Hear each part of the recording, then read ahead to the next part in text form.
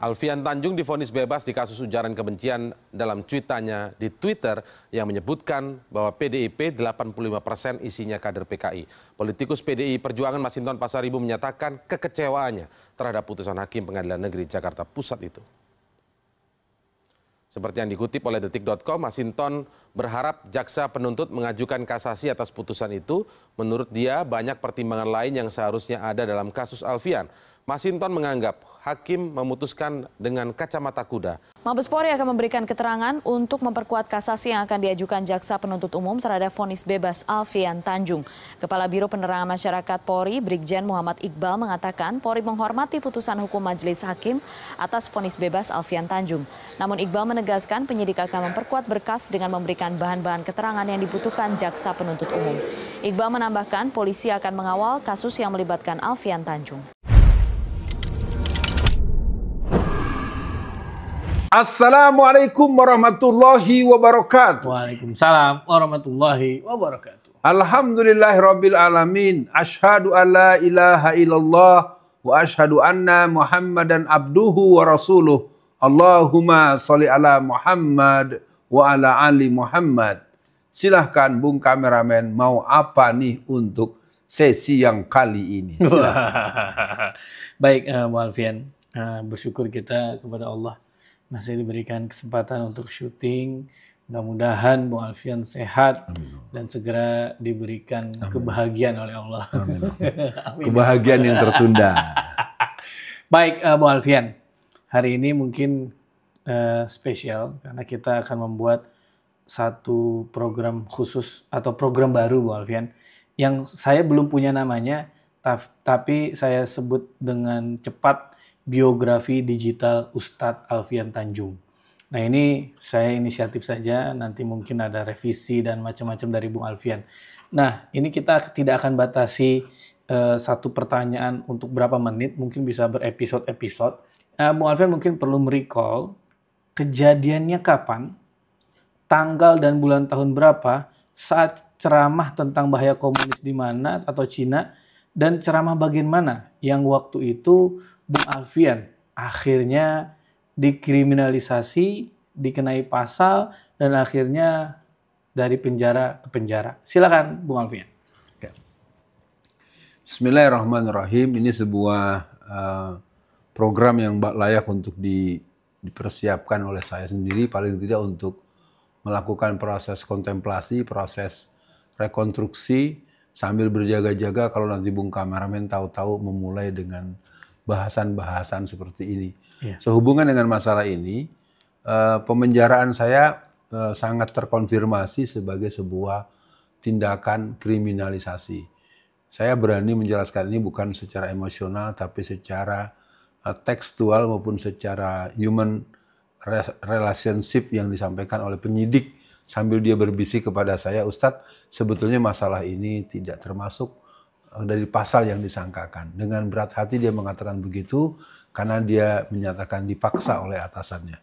Saya ingin mengatakan atas dasar sebab apa saya menjadi orang yang dipenjara, maka sebenarnya penjelasan saya tentang gerakan komunisme PKI ini sudah saya lakukan sejak tahun 1980-an akhir.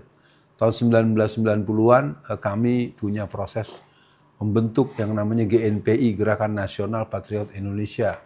Dan itu merupakan gerakan yang menjelaskan ada apa dan bagaimana dengan gerakan komunisme PKI, dengan berbagai indikasi, dengan berbagai sistematika, dengan berbagai tanda-tanda, impuls-impuls, dan penampakan-penampakan baik lisan maupun berupa tulisan maupun bentuk-bentuk pernyataan dan aksi-aksi yang dilakukan di mana-mana. Pertanyaan tadi Bung Kameramen menyebut misalnya sejak kapan? Yang jelas saya tahun 2000, persisnya tahun 2000, yang atraktif itu tahun 2005 ya. 2005 ada aksi besar di Solo ya, tepatnya di Gladak itu Slamet Riyadi ya, seorang tokoh nasional masa lalu. Itu ada di Gladak itu sempat saya menerangkan lebih dari 24 menit. Dalam bentuk orasi itu 24 menit cukup panjang. Saya menjelaskan gerakan komunisme PKI tahun 1996 sampai 2006. Jadi itu satu situasi yang membuat pemahaman orang terhadap gerakan komunisme begitu meluas. Dan yang terdekat adalah tanggal 29 bulan November 2015, saya mendapatkan amanah dari Allahyarham Bapak Sukino sebagai pimpinan daripada MTA, Majelis Tafsir Al-Quran. Beliau meminta saya untuk menerangkan tentang gerakan komunisme PKI, dan itu masih tersimpan di berbagai channel-channel YouTube, baik yang dimiliki oleh MTA dan seterusnya yang juga punya kontennya. Nah, yang terakhir ceramah yang menyebabkan saya masuk penjara adalah penyampaian saya tentang bahaya penjajahan komunis Cina, PKI dan PKC. Itu sebenarnya kalimat yang tertulis dan tersebut sebenarnya Bung Kameramen. Disitulah kemudian ada pemanggilan kepada saya dengan menggunakan nama orang yang bernama Sujatmiko sebagai saksi pelapor. Begitu cerita pengantar Bung Kameramen. Iya, Ustadz Bung Alfian atau Ustadz Alfian, mungkin Bung Alfian bisa didetailkan kejadian yang tanggal berapa sih yang akhirnya dipermasalahkan. Kan kita sempat akhirnya viral ya ketika Bung Alfian bilang ya kalau orang menghina agama ya dipotong aja kepalanya itu kan. Nah itu kan akhirnya kita juga perlu mendengar sebetulnya apakah sama yang dituduhkan ke Bung Alfian dengan yang disidangkan. Nah ini kan juga menarik nih Bung Alfian, silakan. Ya, fokus kepada biografi digital yang dimulai mungkin sebagai bentuk adaptasi dari program baru buat pemirsa. Kasusnya atau kejadiannya mungkin lebih tegas. Betul, kejadiannya adalah adanya program kuliah subuh di Masjid Mujahidin Perak di Jawa Timur, Surabaya. Itu kuliah subuhnya tanggal 27 bulan Februari 2017. Nah, di peristiwa itu sesungguhnya merupakan sebuah penjadwalan yang sangat menggairahkan jamaah ya, karena jadwal cukup padat dan saya tidak terjadwal di situ sebagai bentuk orang yang teragendanir dari jauh-jauh hari, tapi kemudian dipandang perlu hadir. Jadi perlu dipahami masuknya saya bukan dalam konteks penyusupan atau memaksakan pribadi, tidak, itu karena dipandang perlu adanya penjelasan perihal itu, maka pihak pengurus yang dimotori oleh seorang tokoh nasional ya, yang kita manggilnya Ambo ya, sebagai tokoh penghormatan terhadap seorang tokoh yang pernah dikenal dan beliau sudah mendahului kita, maka saya menyampaikan bahaya penjajahan Cina, PKI dan PKC yang kemudian memang betul ada kalimat saya yang dianggap tendensius dan bernuansa tanda kutip terhadap sosok seseorang, tapi itu menjadi betul kata Bung Kameramen tadi ketika dia dipersoalkan dan masuk pada proses-proses hukum. Lalu yang jadi persoalan berikut adalah kasus itu di sidang ketiga itu eksepsi saya diterima. Ya. Nah itu harusnya kan proses hukumnya kalau eksepsi diterima maka sidang harus dihentikan dulu. Dihentikan, bukan pakai dulu. Dihentikan, membutuhkan novum baru, bukti baru, alat bukti baru. Dan itu sesungguhnya Bung Kameramen kalau saya mau menyampaikan laporan pandangan mata waktu itu kan saya ada di hadapan hakim yang tiga itu. Saya adalah orang saksi mata betapa pihak jaksa dan polisi itu seperti ternganga, terkejut gitu kok bisa tahu-tahu diputuskan begitu. Nah itu sebagai hal yang tidak diduga adanya keberanian untuk menyatakan eksepsi diterima. Nah waktu itu jam setengah dua. Saya ingat betul tuh jam setengah dua, akhirnya kebingungan ini mau dibawa kemana. Harusnya kan ketika eksepsi sudah diterima dia nggak boleh lagi dibawa ke tempat tahanan. Iya, betul. Nah saat itulah kemudian mereka dengan alasan ingin mengurus pemberkasan bla bla bla bla bla bla, sampailah waktu maghrib. Nah di waktu maghrib itu dengan alasan kemudian begini dan begitu, saya dibawa ke Jakarta. Nah saya tanya pada yang jemput, karena yang jemput kan sudah ada yang kenal. Gimana Mas, mau kemana? Iya ini kita kembali ke Polda Metro. Ini buat pemirsa, ini kebohongan memang rezim pembohong ini mempengaruhi kebohongan-kebohongan bagi instansi dan institusi yang lain. Bayangkan Bung Kameramen, yang menjemput saja di perjalanan baru tahu bahwa akan dibawanya ke Makobrimob yang di Depok. Padahal ketika dia minta kepada saya akan membawa saya kembali sebagaimana awalnya saya ada ditahan di Polda Metro Jaya, akan dikembalikan ke sana dulu. Nah ketika melintas ke sana, mobil langsung mengarah ke Depok. Sehingga yang ngejemput saja kebingungan nih mau kemana. Nah, itu yang pertama. Yang kedua, sesampai di sana, karutannya yang biasa mengelola pusat tahanan yang ada di Makobrimob, di Brimob itu kan tahanan yang dipersiapkan kan buat tahanan teroris. Jadi saya nggak ada urusan dengan begituan dan memang secara pilihan prioritas gerakan saya tidak masuk pada peran-peran kepada teman-teman yang berjuang dengan cara yang dituduhkan oleh musuh-musuh Islam sebagai teroris. Saya tidak ikut dan saya tidak menyalahkan dan saya tidak masuk pada posisi di situ. Jadi kembali dengan cerita ini, Bung Kameramen, bagus sekali menurut saya program ini untuk coba terus dikonstruksikan dalam bentuk-bentuk apa. Yang jelas saya ada 2 kasus. Ya. Kasus yang pertama ini dan ini divonis menjadi lucu gitu karena dia sebagai hal yang eksepsinya diterima, harusnya dia dihentikan. Nah, jadi kalau ditanyakan apa lagi dan bagaimana, tanggalnya sama Bung Kameramen. Yang satu terkait dengan Twitter yang memuat tentang 85% bahwa yang mencoblos PDIP itu adalah orang-orang PKI. Itu berangkat daripada wawancara di LaTV. LaTV itu stasiun TV swasta sebelum dia berubah nama menjadi TV One. Jadi tidak ada yang perlu dirisaukan dan tidak perlu dipersoalkan lebih terlalu jauh bahwa secara digital orang bisa dengar bahwa orang yang bernama Ripka Ciptaning menyatakan bahwa perkiraan Anda ini. Iya, saya pernah hitung-hitung ya, bukan hanya perkiraan tapi hampir tepat lah gitu ya. Itu kalau baru anaknya ya, anaknya aja itu 15 juta lebih. 15 juta belum lebih. Cucunya ya. Kalau anak saya juga sudah punya 2 suara itu. Betul.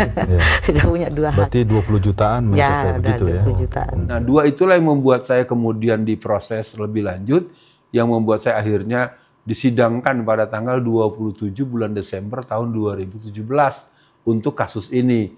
Kalau kasus yang berhubungan dengan invasi Cina itu kan saya mulai disidangkan tanggal ya sekitar tanggal 30-an Agustus itu saya sebenarnya sudah pada posisi eksepsi diterima udah bisa pulang. Nah, kemudian ditarik dengan tanpa kejelasan status hukum sampai ketika saya sampai di Makobrimob.